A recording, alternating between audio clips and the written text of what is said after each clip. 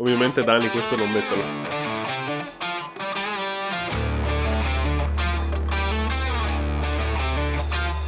Bentornati nel progetto Impavida, un lavoro titanico dove dobbiamo andare a realizzare l'allestimento per lo stand fieristico proprio per Birra Impavida. Dovremo realizzare un macello di prodotti tra cui un'insegna LED wall, delle lattine spillatrici e altre figate del genere. Ma il problema rimane sempre uno. Ok raga, ci stiamo avvicinando alla fine, mancano 20 giorni, 16 ore, 17 minuti e 55 secondi alla fiera e questo è il programma della giornata. Come avete visto nello scorso episodio abbiamo acceso e connesso tutti i LED per la insegna, quella con il logo. Oggi andremo avanti con l'altra insegna, quella con la scritta. Adesso io mi occupo di fare alcune di questi fori per far passare i cavi, perché Gabri è di là in studio che sta facendo tutte le connessioni alle varie lettere, come state vedendo. Domani Gabri tornerà in Liguria, tornerà a casa perché deve andare a lavorare a Sanremo, facendo sempre questo lavoro qua di programmazione di luci e LED wall, quindi non lo avremo qua per una decina di giorni e anche Ezio ha altri impegni di corsi che deve andare a fare, per cui non ci sarà, per cui stiamo veramente correndo per avere tutto quello che mi può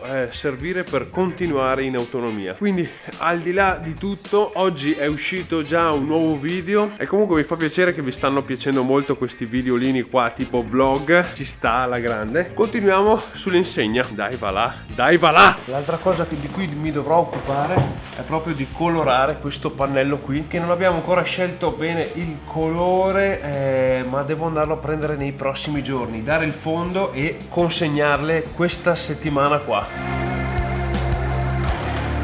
Ok, ho dato una levigata veloce con grana 60 un po' per togliere la colla e vedere se effettivamente si era incollata in modo perfetto oppure ho bisogno di una calibratura come era d'altronde dal programma. Ora 1 e 2 sono incollate veramente bene, c'è qualche dislivello piccolino e volevo capire se potevo evitarmi la calibratura, più che altro perché le falegnamerie a cui mi rivolgo di solito sono piene fin qua e non hanno disponibilità a breve. Io ho la necessità di andare avanti, per cui a prescindere sono da calibrare, quindi appurato questo mi faccio aiutare finché c'è ancora Gabri e qualcuno da aiutarmi a caricare in macchina, che magari nei prossimi giorni riesco a portarle a calibrare da qualcuno. Tra l'altro non so se ve li ho mai fatti vedere qua cosa sono questi cosini qui. Qua sono quei guanti, ok, chiamiamoli guanti, che in Cina utilizzano nelle aziende che lavorano scheda elettronica o comunque elettronica. Siccome sono giorni che continuo a tagliarmi le mani, non so perché, non ho voglia di mettermi un cerotto adesso finché do la finitura, per cui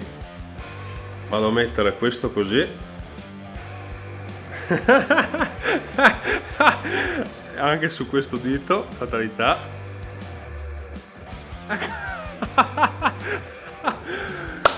Va bene.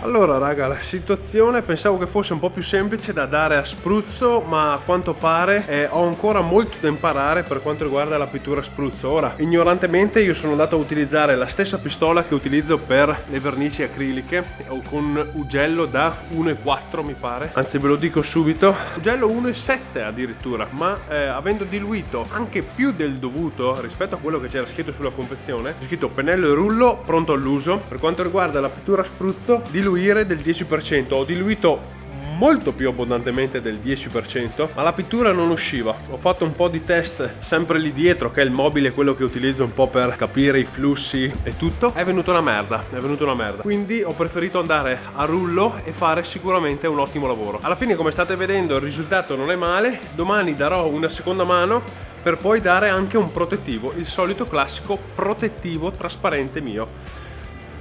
Bene, ok, le cose che mi mancano: ho preso un po' di colle, un po' di ferramenta, devo prendere e farmi fare il colore per le insegne. Le altre cose che mancano sono sempre più o meno finiture, poca roba.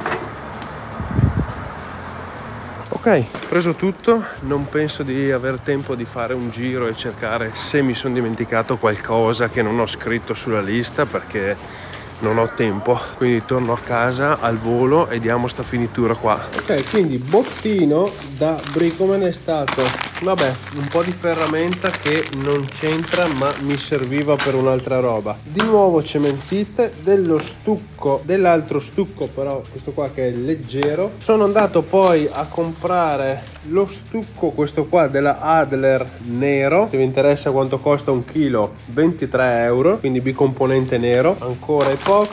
E la cosa più importante è questo qua che è una finitura a spruzzo satinata. Questo qua è la tinta NCS, quindi adesso l'andiamo a preparare. Andiamo prima a levigare bene tutti i supporti sia di quello che di questi per toglierli un po' di ruvidino e li diamo a spruzzare, anche se vi dico la verità, 8 di sera la voglia che c'è, che forte. Ciurma, buongiorno. Mancano 18 ore, 22 giorni, 51 minuti e 53 secondi alla fiera e questo è il programma della giornata. Fa un freddo cane, raga. Fa un freddo cane, è tutto ghiacciato fuori. Comunque, nello scorso episodio abbiamo dato la finitura alle insegne. Fra un paio di giorni dovrò andarle a consegnare, domani se riesco in teoria. Oggi do un'altra mano, ma prima dobbiamo andare in una falegnameria a farci calibrare le tavole di rovere. Ottimo, tavole piallate, perfette e precise. Ora andiamo in un'altra azienda a cercare della ferramenta sempre per questo tavolo, che l'ho trovata online ma preferirei prenderla oggi di persona e mi hanno consigliato questo posto dicendomi che praticamente ha tutto quello che cerco. Scopriamolo. Ok, e anche ferramenta recuperata. Si torna in lab.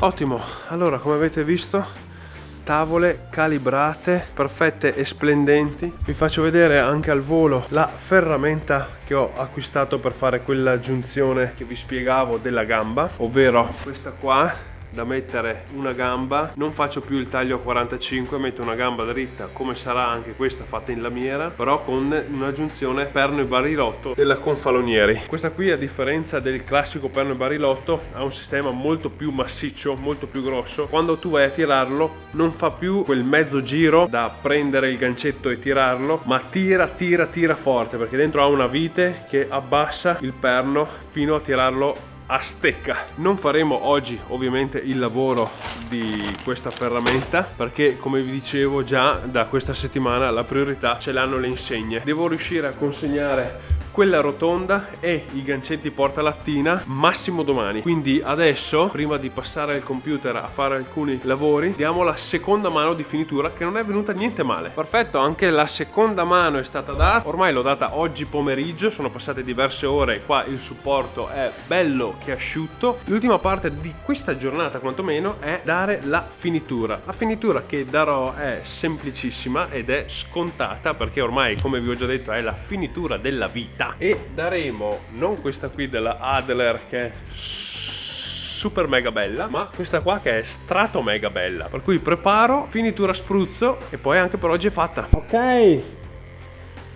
da Silent Hill è tutto. Ragazzoni, mancano 17 giorni, 16 ore, 16 minuti e 55 secondi alla fiera e questo è il programma della giornata.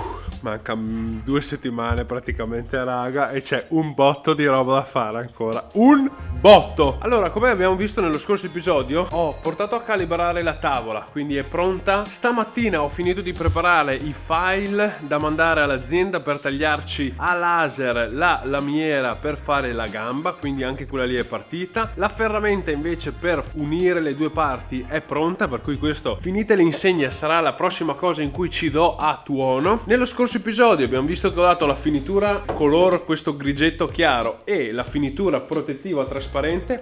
È venuta una bomba. Ora però lo controlliamo un po' meglio, perché contro luce non mi piace molto. Ieri purtroppo ho avuto un problema con la pistola, nel senso che non nebulizzava bene, e quindi adesso ricontrollo un attimo, perché secondo me era ancora sporca dall'altra volta quando ho provato a dare questo grigio a spruzzo e non è andata. Ovviamente Dani questo non metterlo. Ma prima di vederlo pacchettini. Allora, di fatto vedrete un po' di spacchettamenti perché continuo a prendere pezzettini che mancano per questi progetti. Qua abbiamo degli alimentatori e sono alimentatori che vanno a sostituire quelli originali per le strisce LED. Purtroppo abbiamo fatto un conto e in sostanza striscia LED come componenti perfetta, come invece altri componenti di elettronica ni. Avevamo già preso degli alimentatori a parte, però restituiti immediatamente perché collegati hanno fatto saltare tutto, per cui ho comprato un altro alimentatore 24 volt 3 ampere per l'insegna, quella col logo, perché unendo più strisce, cioè più carico, più assorbimento, e serviva un alimentatore un po' più potente, perché altrimenti, essendo una striscia bicolor, quindi abbiamo una serie di LED tutti in fila alternati tra caldi e freddi. Sulla centralina puoi andare a fare uno spettro di temperatura di luce da caldo caldo a freddo freddo. Ovviamente se hai tutto caldo è accesa solo una tipologia di LED, se è acceso freddo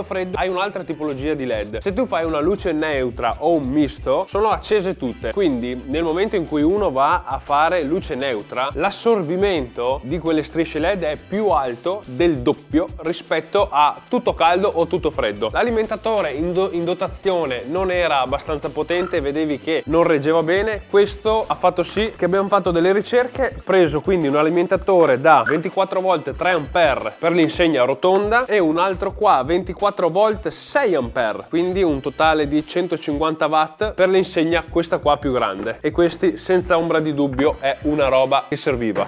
Altro pacchettino che dicono ci sono le pile dentro, mi pare di aver comprato pile. Questa invece è una centralina sempre per l'insegna grande, anche per i motivi detti prima abbiamo voluto fare qualcosa di diverso. È una centralina del genere, ingressi uscite, ma la roba più carina è questo telecomandino qua, perché ha la possibilità di essere fissato al muro con questa e qua avere un telecomandino da fare luci calde, fredde e selezionare quella che ti interessa. Questo per un motivo sempre legato alla centralina sua originale, che potrebbe dare dei problemi sull'insegna questa qua grande, perché ci sono il triplo dei metri di striscia all'interno rispetto una sola, quindi ne serviva un altro.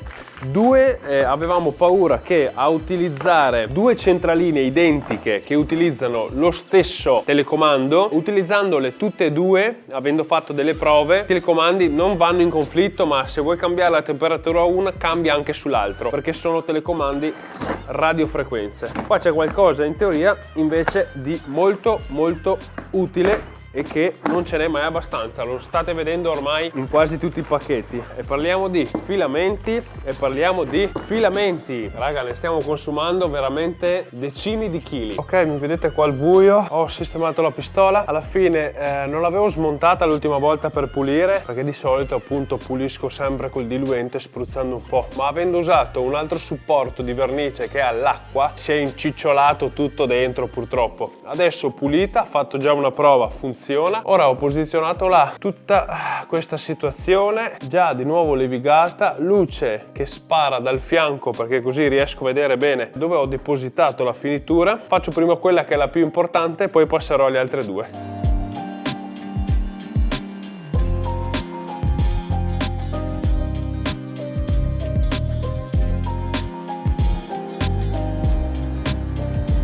Fantastico raga, sono venute tutte perfette, 1, 2 e 3, quindi arrivati a quest'ora, come vi dicevo, l'obiettivo della giornata, visto che domani devo andare a consegnare, è assemblare di nuovo e fare tutti i collegamenti di questa. Non per forza su queste qua, perché uno, non mi ci stanno in macchina, due, per questa fiera dell'Hospitality Riva del Garda non hanno bisogno di queste, per forza. Per cui mi concentro su quella in fondo, la assembliamo e domani consegna. Ok, allora l'insegna è finita. Per fissarla, come avete visto adesso, ho tracciato una linea tirata prendendo un riferimento con la riga dall'altra parte, in modo da avere la riga precisa per l'orientamento corretto. È un cerchio, non riesco a capire l'orientamento. E per fissarla, visto che non sarò io a installarla o a prescindere, posso essere io o meno, per facilitare il lavoro, invece di utilizzare delle staffe particolari particolari, ho preferito optare per il classico taffa reggi pensile, quelle per le cucine, perché avendo questo profilo qua, se voi ne mettete una dritta e una rovescia, ci vanno a infilare una con l'altra. Siccome è un'insegna da 1,5 m, ho pensato che le persone che dovranno allestire questo hospitality devono mettere semplicemente quell'altra riga, quell'altra staffa al muro, dritta, con la bolla, e poi in due, tac, vai sopra, appoggi, tiri giù e questo si aggancia perfettamente. Ora dovrebbe essere tutto pronto, ma facciamo un check e vediamo se funziona. Ok,